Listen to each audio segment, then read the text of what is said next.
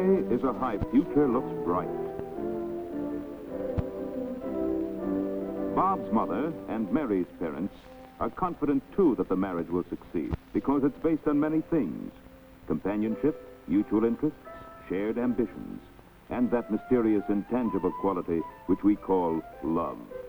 And part of this love is their relationship to one another as man and woman. For Mary, good sex adjustment began when she was a very small child. Where is the baby, Mommy? Why won't it come? It's right here, dear. Of course, it doesn't talk yet, or cry, or even eat by itself. It has to stay inside me till it's big and strong enough to be born. When it comes, Mommy, can I help to take care of it? Yes, dear. The idea of childbirth was made natural and normal for Mary. She was happy to know that she would have a new baby sister or brother. Bob's mother was a widow. In spite of this, she was determined that her son should have a proper knowledge of sex from the beginning. She answered all his questions. If no questions came, she arranged situations so that he became conscious of sex.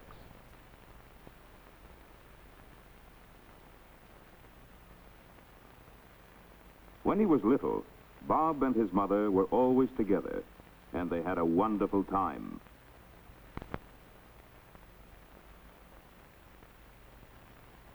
As he grew older, she made sure that he played with other children, both boys and girls. And when he was older still, she was pleased and proud that he seemed to fit in well with the boys. In fact, when he was about 10, he actually scoffed at playing with girls. Mary, too, had a normal childhood, with many friends of both sexes. But as the time for Mary's first menstrual period approached, her mother explained about the changes that would take place, instead of leaving her to pick up odd bits of startling and inaccurate information from her schoolmates. Mary's father and mother got along well. They had their occasional quarrels, but in general, home life was pleasant, natural, and secure. Hi, Duchess. Hi. At about 11, Mary went through a sort of reversal. She didn't talk much and spent hours alone, just daydreaming. What's the matter with her? Oh, she's just growing up, dear. Well, hadn't you better have a talk with her? Well, yes, dear, but I don't think this is the time. When she wants to ask questions, well, I'll try to be ready with the answers. Mary's mother tried to discuss sex without embarrassment and to give Mary facts without prejudice or any suggestion of fear or shame. At about 12 and a half, Mary reached puberty. Around this time, she found that her friends wanted to talk about sex. We opened the door, and there she was lying in bed. Some of them got most of their information from off-colored jokes that they really didn't understand. But you don't always have a baby when you go overtime. I read in a book that you don't have a baby. Some of them learned about sex from books, but there were so many things that they didn't know. If you marry your first cousin, do you have a deformed baby? Does kissing have anything to do, about having babies? Are you afraid of having a baby, Mary? No, I'm not. Because after all, people have been having babies for thousands of years. And nowadays, stop making it safe. Mother said... For Mary, the fulfillment of a healthy sex life held no fears. Sex was not something sinister to be whispered about, but it was a natural function which could contribute to the ultimate happiness of home and a family. About this time, Mary developed a sudden, strong friendship with Lucille Williams. It seemed that Mary could talk better with Lucille than with anybody. They had absolutely no secrets from each other. They were inseparable. To Mary's mother, it seemed unnatural, this continual intimacy, this concentration of affection on one not very unusual girl. Oh, Lucille, wait a minute. Ethel. We forgot about Ethel. We're going to have to bring Ethel. Oh, we don't have to bring her. You know what she's like with boys and everything. Mary, darling, you're keeping Lucille from her dinner. Oh, I was just leaving, Mrs. Gibbs. Well, bye. I'll see you tomorrow. Okay, then. Bye. Bye. Mother forgets the devotion she had for her own girlfriend about 25 years ago. Next, there was a crush on Ethel Hampton, senior girls tennis champion. Mary seemed to have a real need to be stirred up about someone. It was a transition stage from the antagonism toward boys just before puberty to the next stage of falling in love with a boy. Soon she reached that stage.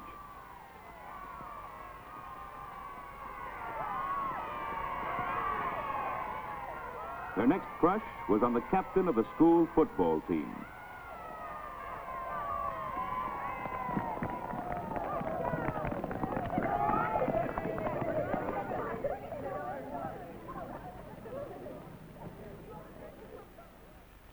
She spent hours trying to make herself more attractive, imagining herself in all sorts of romantic situations. It might be a boy. Hello? Oh, hello, Lucille. No, but it's going to be about a boy. John's going to ask me. He pretty nearly did today. The class bell rang. Yeah. Oh, he is creamy. But Phil's going to go, too. I don't know. Bob was growing up, too. He knew about the reproductive organs and nocturnal emissions. He also knew about masturbation, but he'd read that the problem was more mental than physical.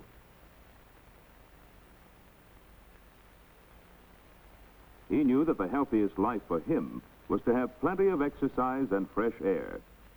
He liked football, and the coach was a hero who could do no wrong.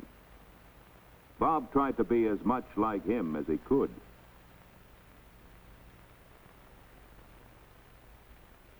His interests were mainly masculine, and his success at sports made him sure of himself. He could take girls in his stride, just as he did games. Until one day, when Bob was 16, it became apparent that his interest in girls was getting to be more than casual.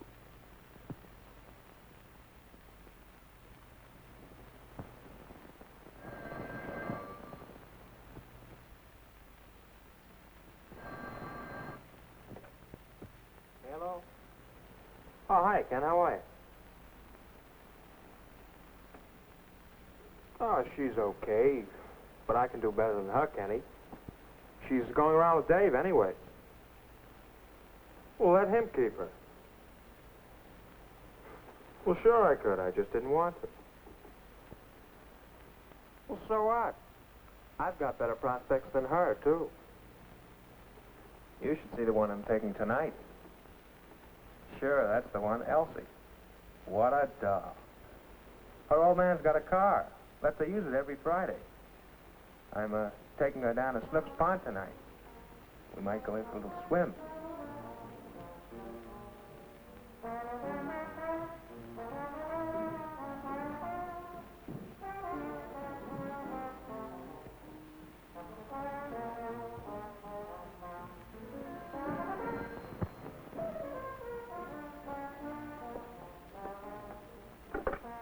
Hello? No, he isn't. Is this Betty? Oh, Jane. Well, no. I beg your pardon? Well, no, Hazel, he isn't in and... No, I don't know where he was going. He didn't say. Not to me, anyway. Girls, girls, girls, dates every night. She was worried. Perhaps his behavior was normal, but it was not to her liking. How could you get him more interested in his schoolwork? Mary and her gang were going through the hangout stage. They like to be in a crowd. When you're not sure how to act or what to say, you can hide your confusion in the general hubbub.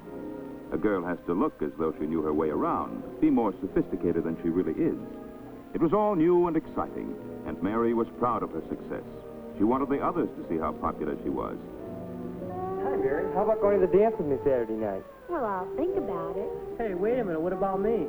You didn't ask me. Well, I was going to. But you didn't, though. Jim got there first. Okay, Jim. Good. See you around.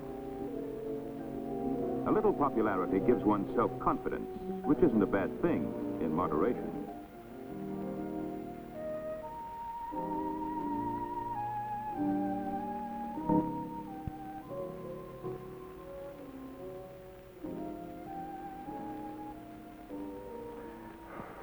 I don't even know that one's name. Alan, I'm worried about her. She's getting so silly over the boys. You should hear her on the phone. I have. But what worries me even more is the way she goes out dancing at these juke joints. She's got nothing in her head but boys, boys, boys. She's only out Friday and Saturday night. But I'm afraid she might make a little fool of herself. And I can't keep saying don't all the time. There's no use saying don't to Mary. It makes her worse. Isn't there any positive approach to this business of sex education? She knows the physical facts, but that alone doesn't give her a healthy attitude to boys. I'll have to talk more to her about how to have fun with them without being silly. Well, I guess she'll just have to learn by experience how to look after herself. And Mary was learning. She acquired a lot of social skills and graces.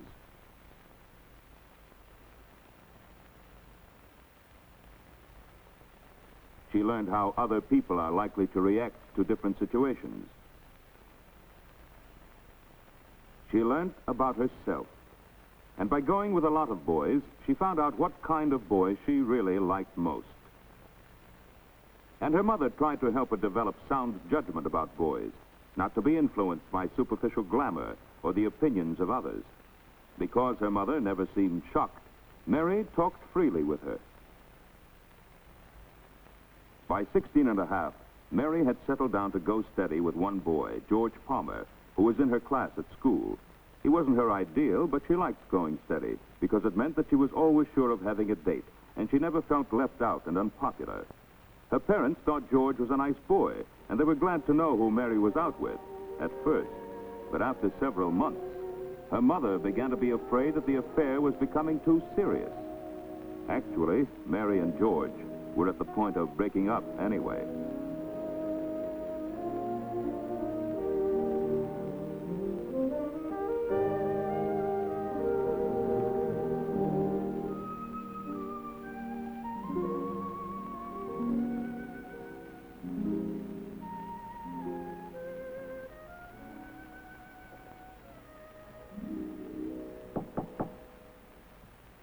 Mary. Yes, Mother?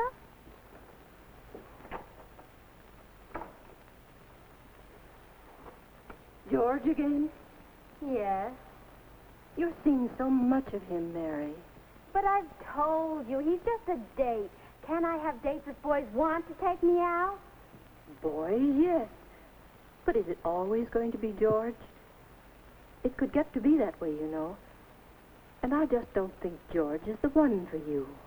Okay, Mother, if that's the way you feel about it, I won't see him anymore. Now, will you please leave me alone?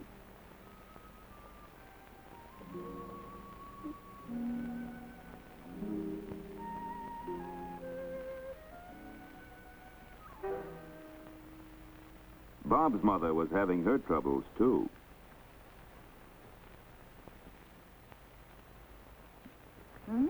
Pretty snazzy. Just getting fixed up a little. Who's the lucky girl tonight? Do I have to turn in a written report? Bob, I don't mean to be nosy, but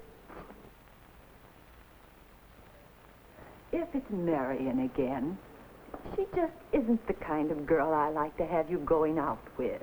Look, Mom, it's me that's going out with her, isn't it? And I think okay. Just because you're a bridge club and some of those other old dames run her down doesn't We're mean that... not all dames. I don't mean you. You know better than that. And we don't run her down. Okay, so you don't. But I pick the girls I take out, don't I? Yes.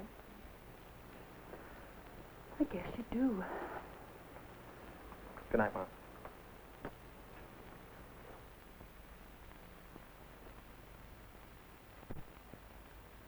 It seemed as though all the planning and guidance since he was a child had been a waste of time. Bob was going with a fast crowd, and like most teenagers, he wanted to be one of the gang, go as far or farther than anyone else did.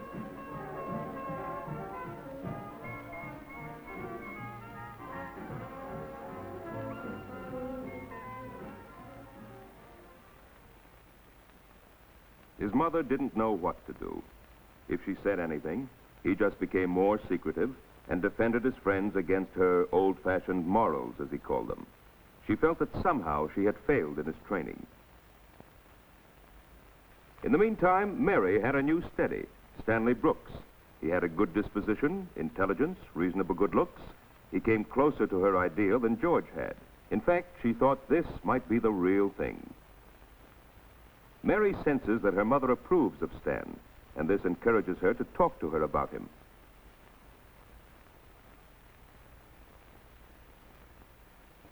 But not long after, Stan's family moved away. And that was that. When a girl loses a steady, it takes a little while to get back in circulation. But if you want to meet boys, you go where boys are. Mary had a cheerful disposition. She was intelligent, healthy, and attractive, and she had no trouble making friends. Jack Arnold was one of the gang she had known for years. He suddenly became interested, and interesting. It seemed for a while to be romance with a capital R.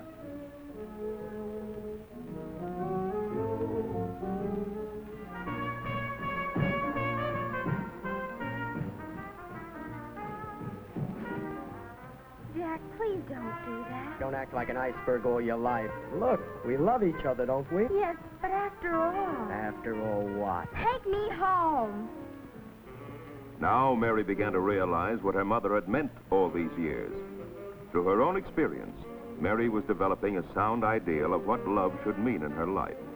It was not what Jack offered. A change is coming over Bob, too. Come on, Jeannie. Time I was getting you home. Oh, why? It's early. Work, Jeannie, work. I've got exams coming up in the morning. What a party pooper. Bob had been to plenty of wild parties. It wasn't so excitingly new anymore, and life was full of other interesting things. He had a career to think of. He began to stay at home more. This engineering stuff really takes slugging. You're going to lose out with your girlfriend. Don't worry. I won't. He still enjoyed parties. He still took out girls, a different one every week. But his perspective had changed. The desperate rush to find out all about sex was over. In his case, too, early training was taking on new meaning through personal experience. Mary had broken off with Jack, and by chance she turned up at the same party as Bob.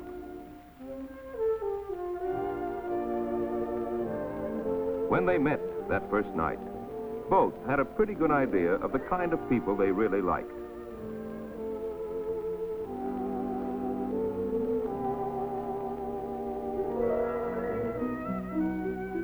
It didn't seem much different from other dates at first, but after a few weeks, both knew that it was different. Petting was not just a form of entertainment or an experiment. There was real affection and mutual respect. More and more, they found in each other the things they were looking for. Being together heightened the enjoyment of everything they did. They tried to be together all the time.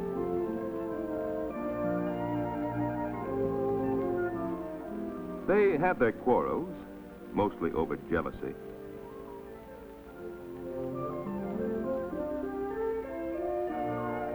But each time they knew from the beginning they'd make up. They both had a good sense of humor. They both enjoyed doing the same things.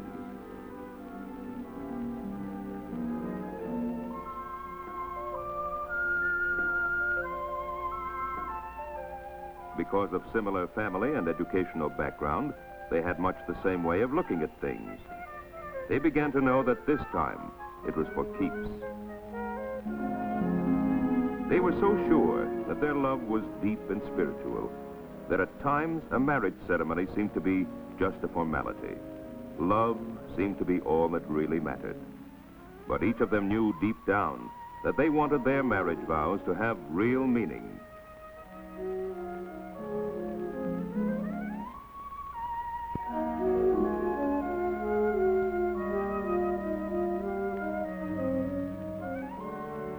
Bob and Mary had a healthy attitude toward one another as man and woman that was built up step by step since childhood.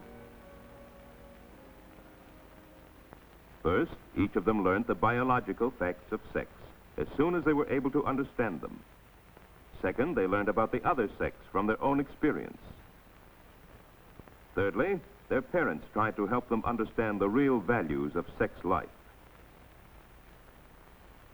And finally, long after reaching physical maturity, they became emotionally independent of family apron strings. Now, they're on their own.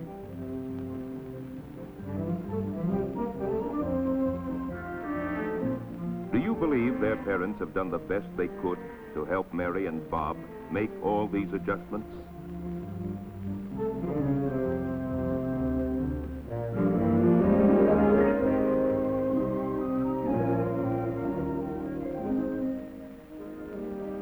Are Mary and Bob typical of our teenagers? Have they a sound background for marriage? What do you think?